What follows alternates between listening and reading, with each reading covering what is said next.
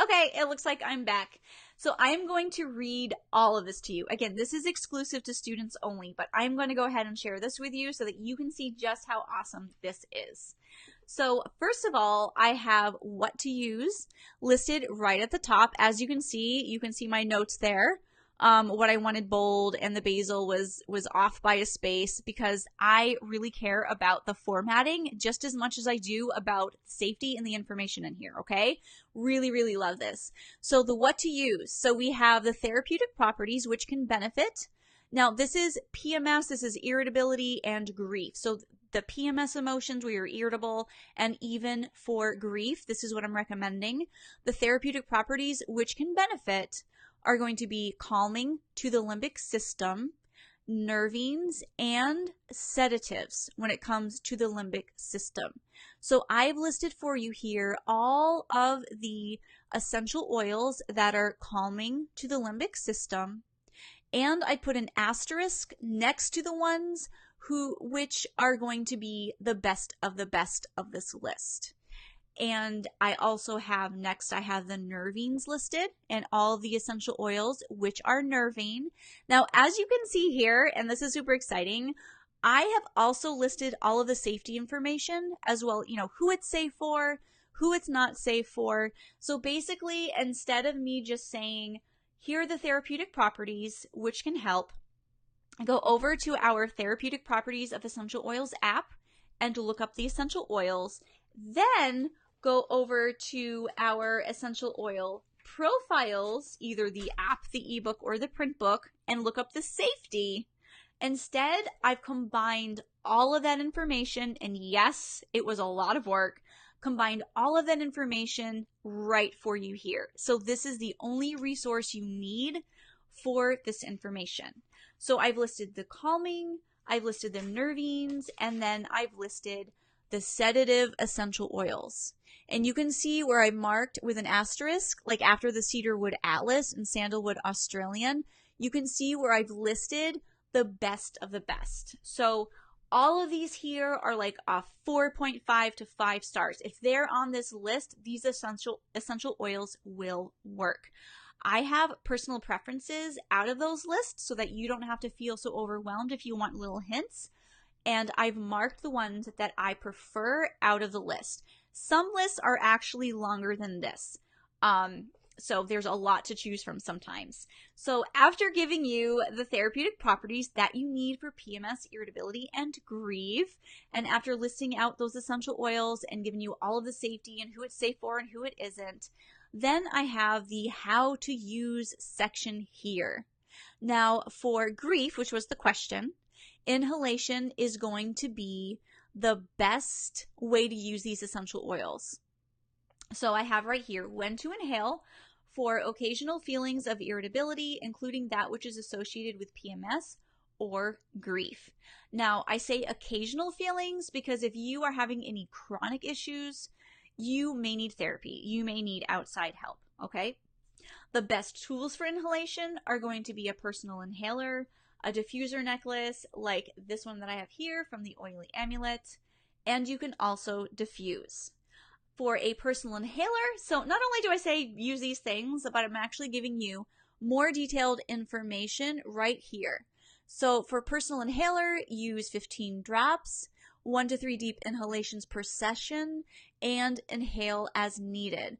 Diffuser necklace, 1 or 2 drops to add. How long to inhale can be worn all day. Diffuser, drops to add 5 to 10 depending on diffuser type. How long to diffuse, 10 minutes on, 20 minutes off. How often to run diffuser as needed, and how close to the diffuser in the same room. You don't want to be diffusing from a room away. And now we have recipes. So I have 2 different recipes here for you, and let me read them off for you. If you want a screenshot, go right ahead here and screenshot this if you would like to. I will hold it up here for a minute so you guys can screenshot. Yes, you can see where I have made my marks for my publisher so that we can get that stuff bolded and get this all fixed up for all the students who are ordering this. Okay. So the first recipe, and these are for master blends, by the way, these are master blends. So we will be adding a combination of 100 drops to a 5 ml bottle, preferably a dropper bottle. Then you can go ahead and use that blend that you just made, and you can add that to your diffuser necklace, to your personal inhaler, or your diffuser. So my first blend is 35 drops of geranium essential oil, 30 drops of bergamot essential oil, 20 drops of either mandarin, sweet orange, or tangerine essential oils, because they can be used interchangeably for these issues, and then 15 drops of lavender, either Bulgarian or French. We want to stay away from Spike or Spanish. And this is safe for all ages. It's safe for pregnancy, breastfeeding, dogs, not safe for cats. Now, I do have a note in here. I said rose essential oil is also helpful, especially for grief. You can replace the geranium in the recipe above. It has no safety issues when inhaled. And the second recipe is 30 drops of clary sage. So if you don't like geranium, you can use clary sage. 30 drops of mandarin, sweet orange, and tangerine. So I have that in both. And then we have 25 drops of cedarwood atlas and 15 drops of sandalwood Australian. So this would be more of a sedative blend, the second one. This would be a great one if you're trying to sleep, whereas the other one is a great one for even during the day. I mean, you can use either one either way, but with the sedative properties of cedarwood and sandalwood, I highly suggest that that be the one that you use in the evening if you need to. So those are going to be for grief, my best recommendations. You want to inhale, and those are going to be the best essential oils that I've chosen from the big list that you guys saw for grief, as well as for PMS-related irritability or irritability in general. And those are calming, they are sedative, and they're great for the nerves as well.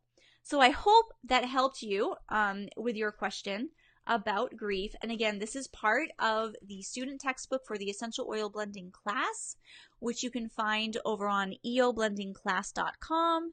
And we do start in April, so you have plenty of time to join. However, if you want one of these print books for free, I am including VIP as a free upgrade for anyone who enrolls until March 1st.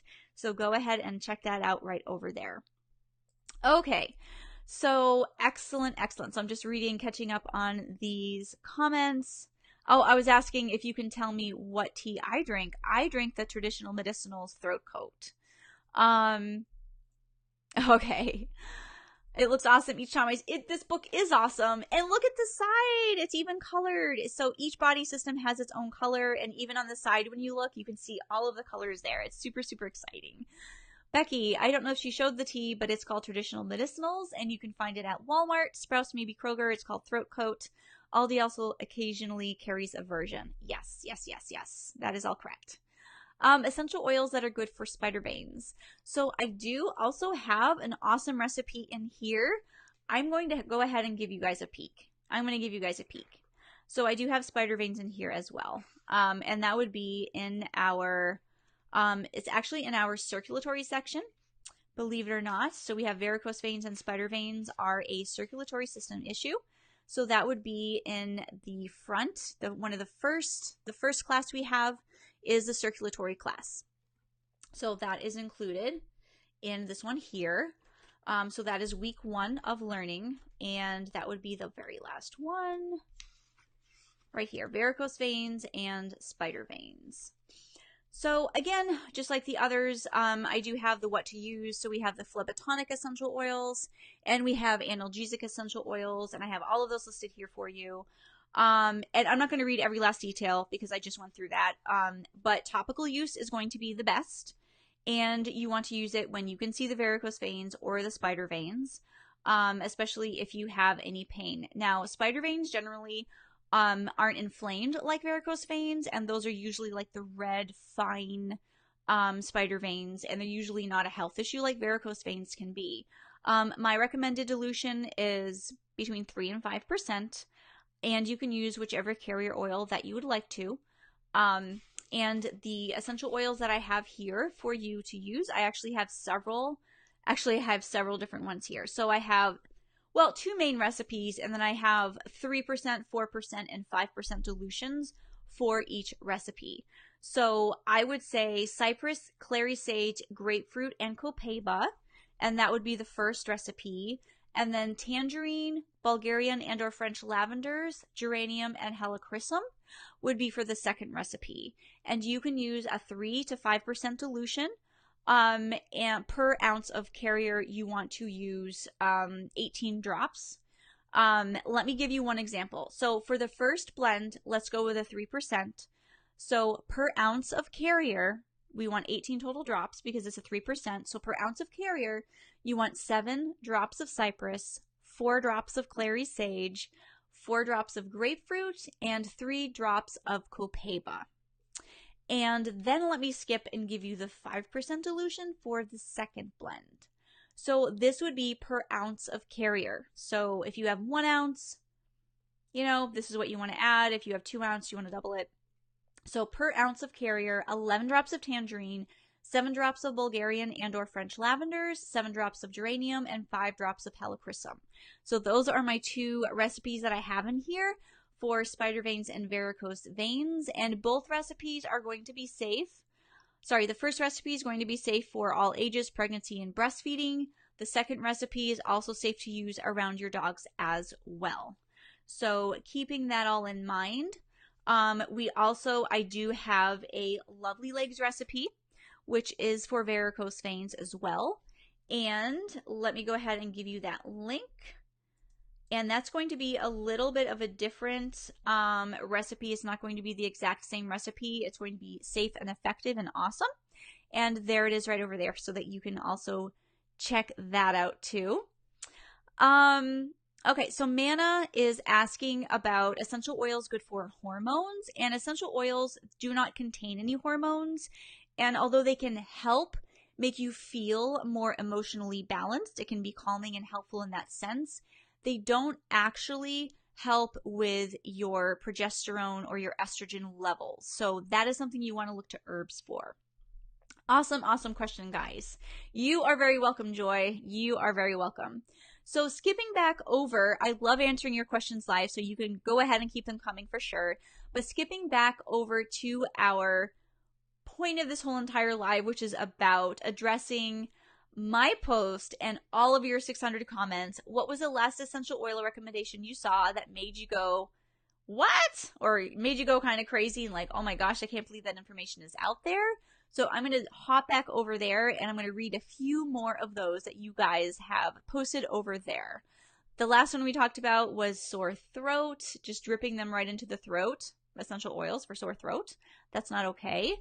Joe has a comment here. You can use essential oils for certain things despite warnings because this brand is so pure. So let's talk about this for a minute. So she is saying that even though essential oils have safety issues, even though, some of them have safety issues, even though some may have topical maxes, even though some may not be safe to use around kids or recommended if you are taking aspirin or blood thinners or other medications, she's saying that she's heard that people say, well, their brand is so pure that it doesn't matter, that there's just no safety issues at all, and you can't possibly have adverse reactions if you are using a pure brand. So does anybody in here, while I take a swig of something liquid because my throat is drying out, does anybody in here have anything to say about that? What do you guys think? What do you guys think about if the brand is pure? Can you use it anyways, even though it's not recommended for kids, even though it may have a topical max dilution and all of that? What do you guys think? You guys let me know what you guys think, because I know you're smart. I know you can help me answer this.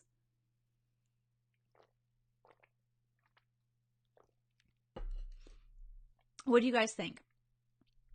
Can you still use essential oils that are not safe for kids if it's a pure brand? Now, first of all, let's think about that. If the essential oil is pure, wouldn't that make it all the more reason to be careful?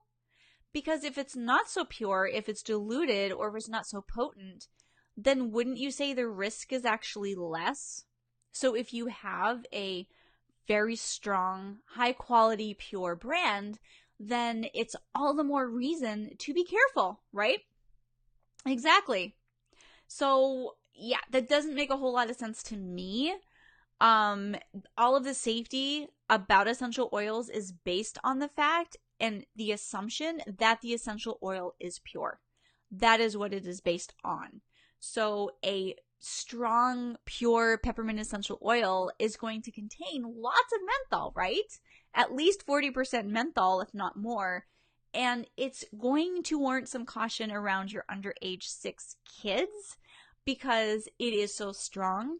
And menthol mimics the cold receptors on the lungs and can make them feel like they can't breathe very well. Have you ever given like a mint to your kid, a young child, and they're kind of like, it makes them cough and they're like, it's too strong, mommy? That's why. So a pure essential oil, a pure peppermint essential oil that contains menthol is going to still have possibly adverse reactions. So you need to be very careful.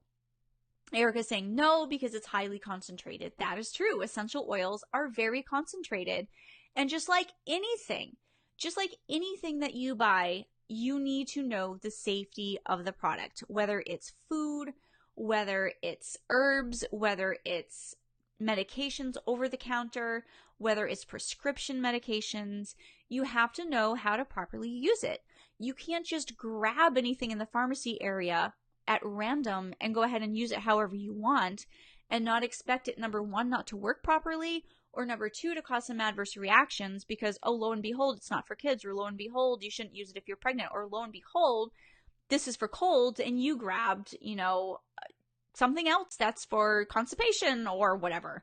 So you have to know what you are dealing with. You can't just grab random essential oils and use them however you want to and not expect that it's either not going to work properly or that there are going to be some adverse reactions. So yeah, Erica's saying it can feel like a burn. Absolutely. It can feel very strong like a burn, which is why you need to dilute before applying to the skin. Stacy, thank you for explaining things in a way that makes sense. You are welcome. I have so many people who just do not get it. I try. I really try to bring this to you guys in an easy to understand way that makes sense. And I think there's a lot of people that come to this group, or at least have in the past and that have commented that, oh my gosh, I knew it. Like, that makes so much sense because I kind of felt like something wasn't right and you just said it. And I was like, well, yes, of course. But you're so used to hearing things, from your uplines or from your company that kind of might sound okay, but then something in your mind is going, that doesn't really sound 100% correct. And then when you really think about it and really talk about it, you're like, you're right. That doesn't make a whole lot of sense. So Kristen's asking something that is good for a cold. So I'm going to actually give you a link to our post on colds. And I don't know why is it saying that the link, I can't display the link. Can somebody please type for me? For some reason, Facebook is being wonky. Using eossafely.com/cold. If somebody could type that in for me. Facebook's not letting me type the link in right now. Another one we have is /anti-congest-EOS. So using eossafely.com/anti-congest-EOS. And that is going to be my very best recipe for you for stuffy nose, for congestion issues. So thanks for asking, and hopefully somebody can type that for me. I literally just got an error. Facebook is not very nice right now to me. Okay, so let's go ahead and talk about, yes, so Emily's comment to Joe's comment about this brand is so pure, you don't have to worry about safety issues. Emily's like, well, have this pure arsenic. It's safe because it's natural and pure. Yeah, pretty much the same logic there. Pretty much the same logic. So Emma posted a diaper cream recipe. Let me go ahead and click on it and see what this is about. I have not yet seen this. So we have a 1/4 cup of coconut oil. So that would be is it 2 ounces? Oh my gosh, I just had it, now I lost it. So 8 ounces for 1 cup, 4 ounces for a half. Yeah, so 2 ounces. We're talking 2 ounces of coconut oil. 15 drops of lavender essential oil and 10 drops of tea tree essential oil. So 25 drops in 2 ounces is actually not too terrible. It's probably a little bit higher than necessary. Okay, so 6 drops in 1 ounce is 1%. 12 drops in 1 ounce is 2%. So if we have 24 drops in 1 ounce, it's going to be 4%. But this is a 2 ounce, so it's going to be 12 drops. So yeah, it's a 2%. So that's not too bad. That's really not too bad. Is that right? Did I do that math right? So 2 ounces and 24 drops. So that would be, yeah, so that's about a 2% dilution. Okay, if I have my math right. Sometimes when I go live, it's like, I can't thoroughly think, like, I don't know, to calculate it properly. But as far as I know, so that's a 2% dilution. So that's not too bad. There are comments that this is like super concentrated. It's really not too bad. A 2% isn't terrible. I would suggest though a 1%, because for one thing, it's just a diaper cream. You aren't trying to help with any topical skin issues, and this is most likely to be used on, you know, even a newborn or an infant, in which case I would drop it to under 1%. I would drop it to like a 0.5% or a 1% max, unless you are trying to help with any rashes. If this is simply a diaper cream you're throwing on there just because, then it's overkill. You really don't need a 2%. But again, the dilution isn't terrible because we are talking about 2 ounces. So it's not terrible. It's not terrible. I said no result found when you went to the website. Okay. Let me open up another browser window and see what's going on here. Okay. And let me go cold. It might be colds. It might be plural. I might have given you the wrong link. Yeah, sorry. Try it with an S and see if that works. If ever you guys, yeah, with an S works. If you guys are trying to find anything, there is an A to Z list that you can find up on the menu of our website. If you click A to Z topics and then A to Z list, you can find a lot of things just listed right there in alphabetical order. And I believe it's using eossafely.com/FAQ. Let me just make sure that is correct. And that will be the short link to get you to that page. No, it's UEOS FAQ. I need to make it FAQ. I need to make myself a note because I need to make it FAQ. Because that is what I always want to tell people. And then it's UEOS FAQ, which I don't like as much. Okay. That's right. I had a note from the book from before. Okay. Alrighty. So just go there. Okay, sorry about that. Got sidetracked here for a second. So hopefully you can find it now. Hopefully you can find it now. Okay. So let's go ahead back over to this list of crazy things people have seen and see, are they crazy or are they not? I would say the diaper cream isn't as crazy. It is a little bit of an overkill, but it's not as dangerous as some of the other recommendations. So Katrina's comment, I was a bit annoyed when a massage therapist used oils on me. It was one of the blends. And I asked, oh, what is in it? And they had no clue. Okay, that's interesting. So, for one thing, if you have never had a massage, I highly recommend it. They are absolutely amazing, amazing, amazing. But you do have to be careful and make sure that you ask, because not all massage therapists will ask you. They will just use whatever. They will just diffuse whatever. So you have to be your own advocate and say, by the way, can you just use plain oil on me, or ask what's in the oil and inform them, educate them and let them know that some people might be allergic to certain things if they're using, an anti-germ blend that has clove and cinnamon and you are on blood thinners or taking aspirin, or if you are pregnant and they're using cinnamon bark on you or oregano on you or wintergreen on you or whatever the case may be, that could be an issue. So it's always great to have this information when you go in there and say, by the way, you ask them, they may not ask you. So Katrina, unfortunately, had a massage therapist who simply used oils on her without asking. So that's not okay. And the dilution, you don't know what the dilution is. And especially if they don't even know what's in the blend, this is something that they should be informed about. This is something that they should have training on before they are using the essential oils. But, this goes back to essential oils are everywhere. You can buy them anywhere. And a lot of people don't realize you need to actually know the safety of these before you use them. You just assume because they're there on the shelf, you just grab it and use it however you want. But there can be some pretty serious safety issues when it comes to using essential oils, and you need to be informed. So that's what this group is all about, right? How to use them safely and spreading awareness so that other people understand as well that, yeah, you actually have to know what's in those blends. And this is why I have this class too, the EO blending class, so that you can make your own blends, because there are a lot of blends out there that are simply not going to be safe for at least somebody.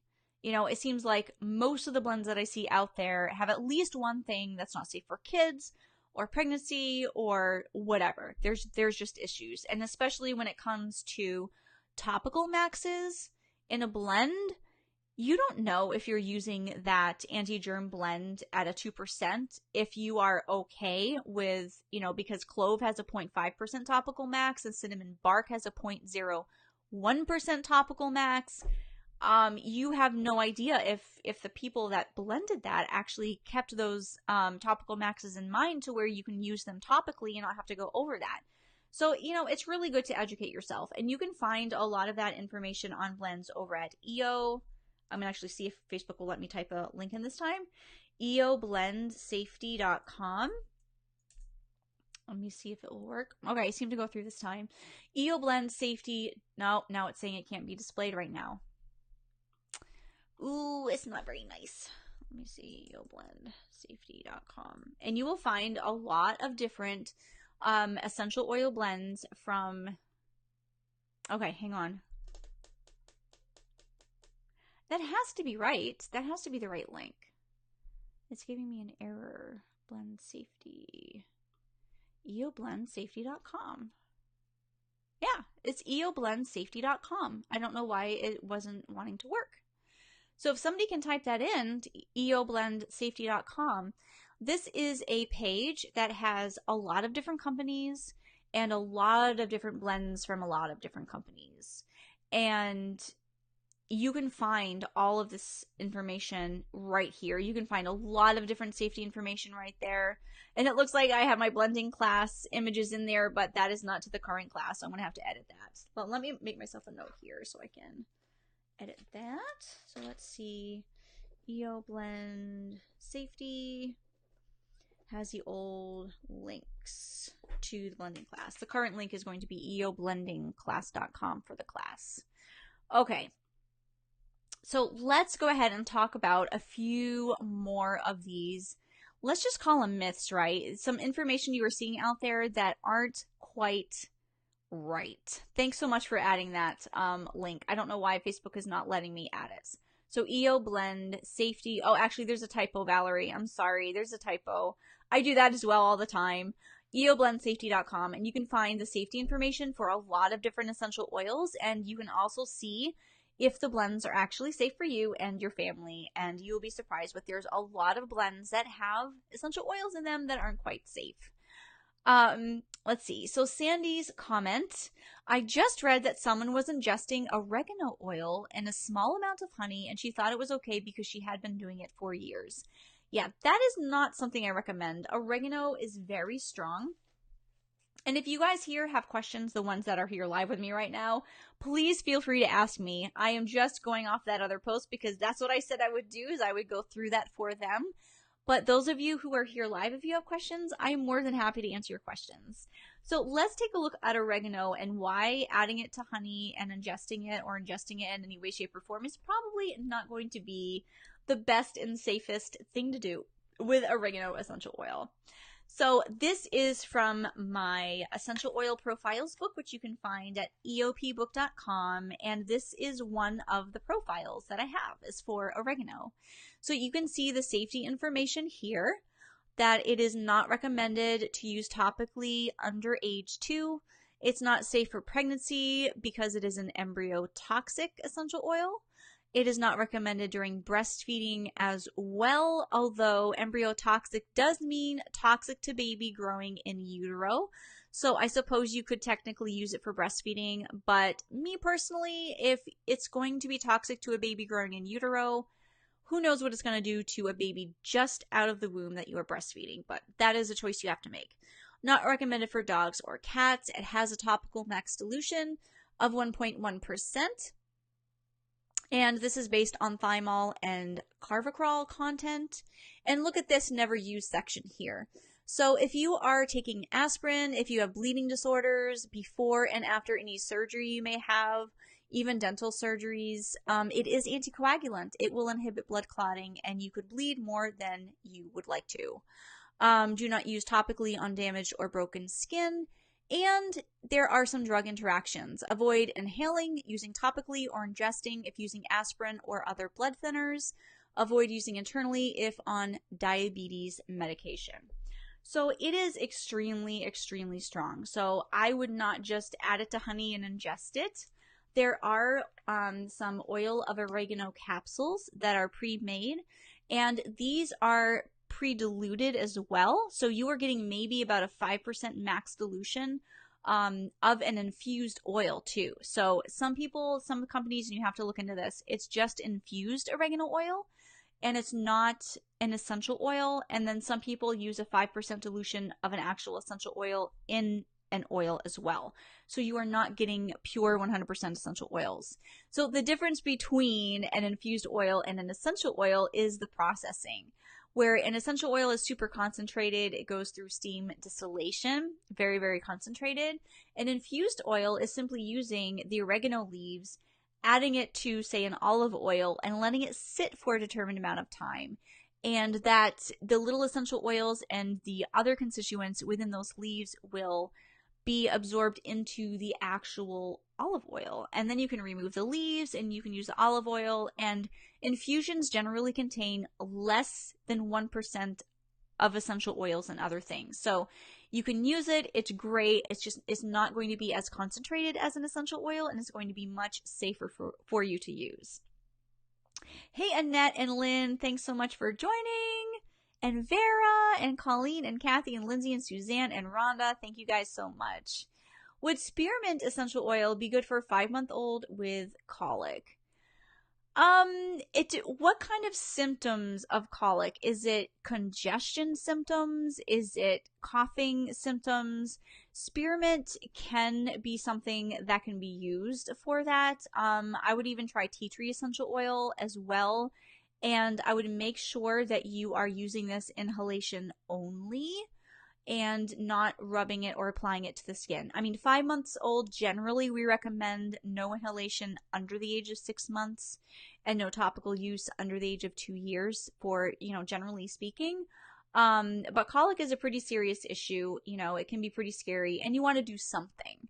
Another thing you can do is you can diffuse the essential oil and just kind of like hold your baby around it and maybe even just inhaling in that way can be useful. But spearmint is a child safe essential oil, so that is something that is going to be okay, whereas peppermint and eucalyptus is not going to be recommended as much.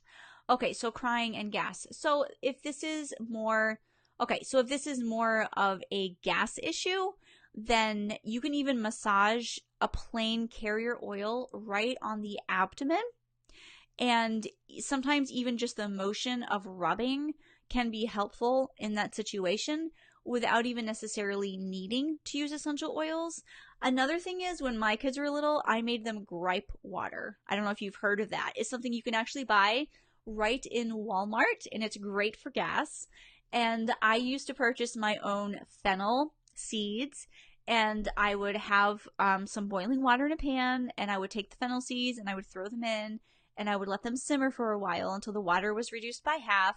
Then I would strain the seeds out, and then I would add a little bit of baking soda to it, and that would be the gripe water. I know gripe water, like the brand, actually has a couple of other things in it as well, which you can totally use too. But that worked really well. And then I'd put it in a little, like a syringe, like for medicine for kids, that, like big, thick, plasticky ones. And I would just put a few drops in their mouths and it would help. It was amazing. It was really, really amazing. So I would actually recommend that over using essential oils, because that is great for babies too, for any gas issues. Yes, parents and I love to chew on fennel. Fennel is excellent. And we are talking about the herb, okay? We are talking about the seeds.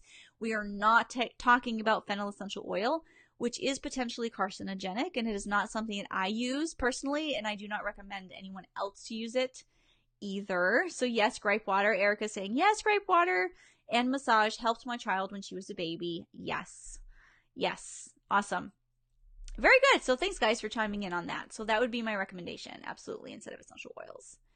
So let's see. Hey, Nancy, thanks so much for joining. We're just going through some of the crazy comments that you guys have seen and heard around the web or in person about essential oils, as well as I am taking your questions live, too. So let's see. Sandy said, nope, we just went through that. That was the oregano one. Kim, I'm someone who has never used oils because I can't get my head around what is legit and what is unsafe. I actually applaud you, Kim. You are actually really smart. I wish more people would not buy essential oils and instead do their learning first to really inform themselves and to educate themselves about the safety as well as what they personally need. So I get asked a lot, like, what are the top 10 essential oils you recommend? And, what are the 10 essential oils everybody should have? And although I do have my favorites, it might be different per family what you may need. If your family is dealing with sleep issues, you may need different essential oils. If your family is dealing with being sick all the time, you may need different essential oils. So I'm glad that Kim is now first learning about the essential oils and seeing, maybe which ones that she would like to invest in, which ones she would like to purchase and use after finding out what is going to be safe for her. It could be, Kim, maybe you're pregnant, maybe you have kids. So that is going to give you different options. I was going to say it's going to limit you. It's really not going to limit you, but it's going to give you different options to choose from when it comes to using essential oils in your home, whether it's for cleaning or for health issues or whatever the case may be. So I love how you guys are helping Kim here in the comments. I'm seeing you guys commenting here, and I want to read some of these comments. So Kate is saying, for starters, don't eat them, don't drink them, and you'll be doing better than most. Yes. Kate, that is a wonderful tip for Kim. Shelly's saying, and always dilute them. Yes, another great tip. Desiree is saying, same here. She's not using oil. She hasn't used them yet because she wants to know what is legit. She wants to know how to safely use them. So I'm really glad you guys have found my group then, because you will learn just from these lives, from my YouTube, from the information on my website. There's tons of free information out there. Go to freeeoclass.com. That is my page for listing all of the free content that I offer each week that I focus on a different essential oil. That all comes from the Essential Oil Profiles book for information. Do your research. That is the best thing that you can do.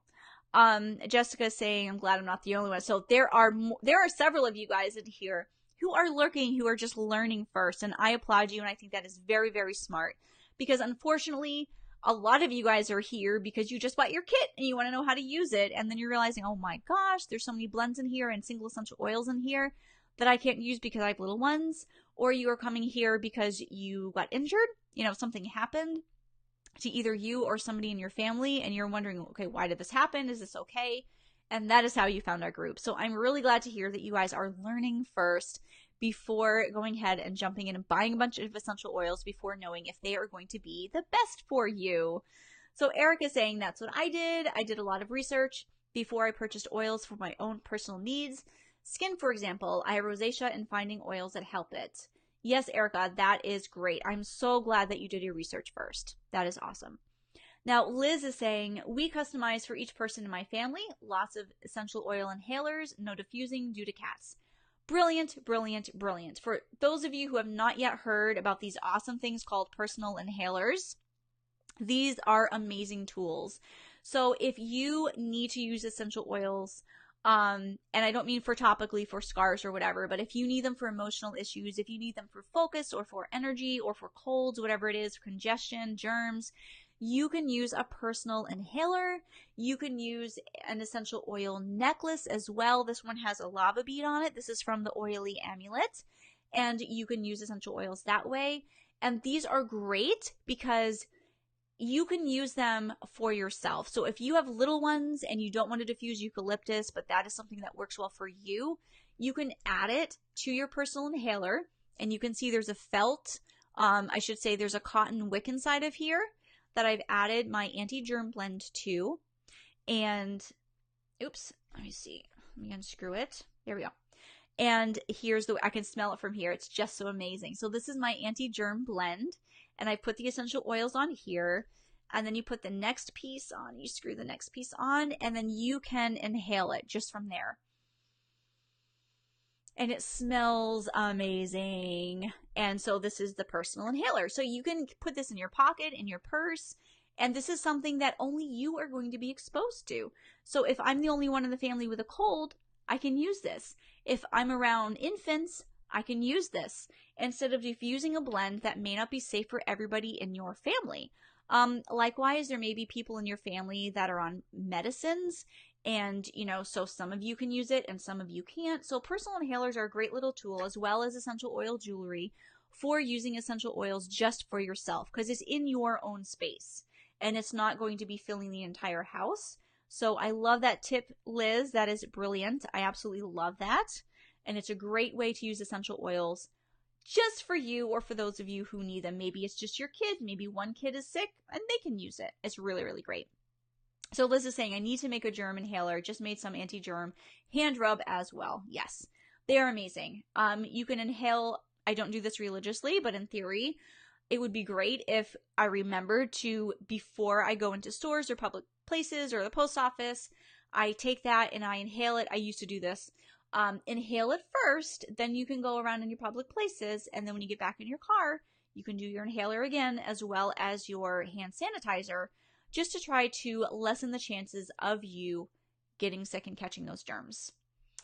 Alrighty, so we have been live. Oh my gosh, we have already been live for an hour. So let me just go maybe 5 more minutes and catch a couple more of your questions as well. I'm going to upload this to YouTube like I did the last one. So if you missed our last one, it was amazing.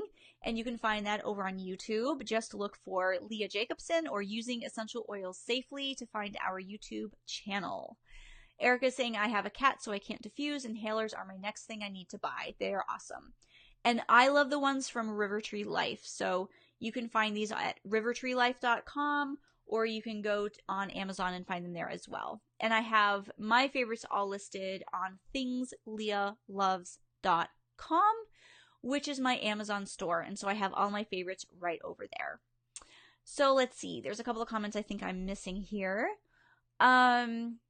Okay, Lisa, no good for babies. I have a cat, so I can't diffuse. Okay, right. Can essential oils help in weight loss? Well, let's see. They might be able to, and they might not be able to. So let's talk about the research. So there is research showing that grapefruit essential oil can help with weight loss when inhaled. And this is due to the fact that it speeds up metabolism. Now, I've talked about this before in lives, but I haven't talked about this for a while, so I want to make sure it is clear.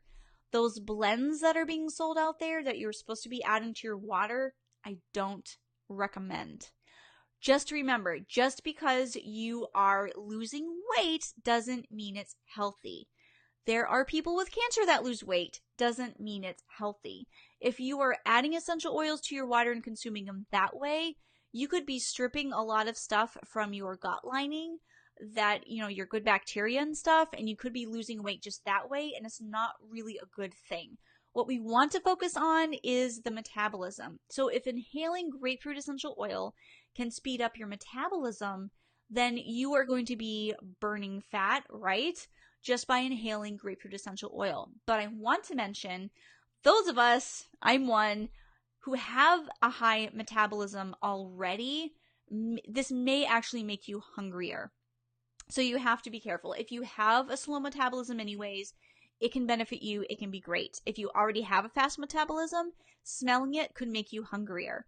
Now, it doesn't mean it's not going to help you lose weight, even if you have a fast metabolism. You just have to make sure what you are consuming is, less than what you're burning off. So yes and no. You can inhale grapefruit essential oil and see if that works for you. There is research backing that up, but please do not ingest those blends for weight loss. That is just completely unsafe and not recommended at all. Julie is saying her blood pressure medication says that grapefruit should be avoided. Does that include inhaling the essential oil as well? It does not, because the constituent in the grapefruit juice, that is an issue with medicines, which actually makes them work better, which can actually make them too effective and have the opposite effect, which isn't a good thing, is not found in grapefruit essential oil, because grapefruit essential oil is made by cold pressing the rinds, and that thing that's, which I can't remember what the name of, that thing that's in the juice is not in the rinds too. So it's perfectly safe to diffuse your grapefruit essential oil or use it topically on your skin when you are using medications. It is not the same kind of interaction. So great question. Let me go ahead and talk about one more crazy thing that somebody's seen on the web by Erin. She's saying a particular company advocates suggesting drops of oil under the tongue or in capsules. Not new to hearing it, but I cringe so much each time. So let's talk about adding essential oils under the tongue. I've already talked about adding essential oils to capsules or ingesting in general in my podcast, which you can find on anywhere that you listen to your podcast. Just look for Using Essential Oils Safely, or you can go to ueospodcast.com for the podcast that I have, and you can listen to them right on my website. The one for ingesting you can find directly with the transcript over on usingeossafely.com/004. So adding essential oils under the tongue is really not going to be helpful. It absorbs under the tongue instead of swallowing them in your stomach and stuff. So you're going to avoid possibly burning your esophagus, but it's still touching the mucous membranes of your mouth, and it can cause irritation. It can cause burning. It can cause sensitivity. And what is it really helping? Why are you putting those essential oils under your tongue? For what purpose? Most of the time, essential oils are going to be the most effective when inhaled or when used topically on the skin. There's really no reason, unless maybe you have a sore under your tongue that you're trying to help, but there's really no reason to apply those essential oils directly under the tongue. I've heard the theory that, it bypasses the liver because it's directly in the bloodstream, because it gets absorbed right there, and fine. But why would you want to do that? Like, what is the point? You're bypassing the liver, but what are you gaining? So I'm not seeing where you're gaining a whole lot from that. You are welcome, Lisa. And thank you, Audrey, for tagging your friend. I see you guys are tagging your friends in here. That's awesome. If they are a member of this group, they will get your tag. If they are not a member of this group, they're not going to be able to come in here. This is a closed group. You will either have to add them to the group, invite them to the group, or link them and let them know that they can find it. This live I will be putting on YouTube, so you may need to share that with them there. Okay, so I'm going to stop here simply because this is an hour long, and I want to be sure that everybody's able to watch this all the way through. And I know everybody's busy, and not everybody's actually going to watch this entire thing, even being an hour long. It looks like that I had a hiccup in the middle of the recording, so this will be found over on YouTube in two separate recordings. We'll have one about a half an hour, and then we'll have one that's almost 50 minutes. So there'll be part 1 and part 2 like I had to do last time as well. So keep them coming. Keep your comments coming in that other thread where I'm asking you about the crazy things that you've seen along the web, because I love coming here live and talking about those with you, and talking about, are they crazy or is it legit, and what makes them unsafe, and how you can instead use that information and make it safer, like I recommended with the diaper cream, how you can make that a little bit safer, even though it wasn't the craziest thing that I ever heard. So I love you guys. You guys are awesome. You have awesome questions, and I will be live probably again, say tomorrow night or so, to answer your questions again, because I absolutely love taking your questions live. So you guys are awesome. And if you've jumped in at the end of this live, please go ahead and watch it from the beginning so that you can learn more information on how to use essential oils safely. So I will see you guys later, and check this out on YouTube. It will be here live on YouTube in a little while. Thanks, guys.